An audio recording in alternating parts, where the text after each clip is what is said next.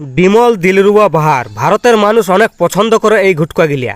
আমাদের ভারতবর্ষের লোক সংখ্যা আছে টোটাল 140 কোটি। এখানে আমরা 40 কোটি মানুষ বাদ দিব, 100 কোটি মানুষ বিমল খায়, অন্যান্য গুটকা খায়। তাহলে একটা বিমলের দাম মোট 5 টাকা আর 10টা বিমলের দাম মোট পড়ছে 50 টাকা। ভারতবর্ষের মানুষ একদিনে মোট 10টা বিমল খায়, কেউ আবার 10টার থেকে বেশিও খায়। এখানে আমরা 10টা বিমল ধরেছি।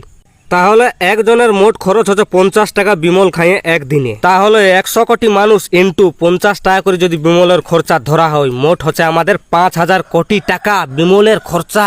ভারতবর্ষে একদিনে বিমলের খরচ আমাদের মোট দাঁড়াচ্ছে 5000 কোটি টাকা। একদিনে 5000 কোটি টাকা। এইটা তো হলো একদিনে গুটকার খরচ।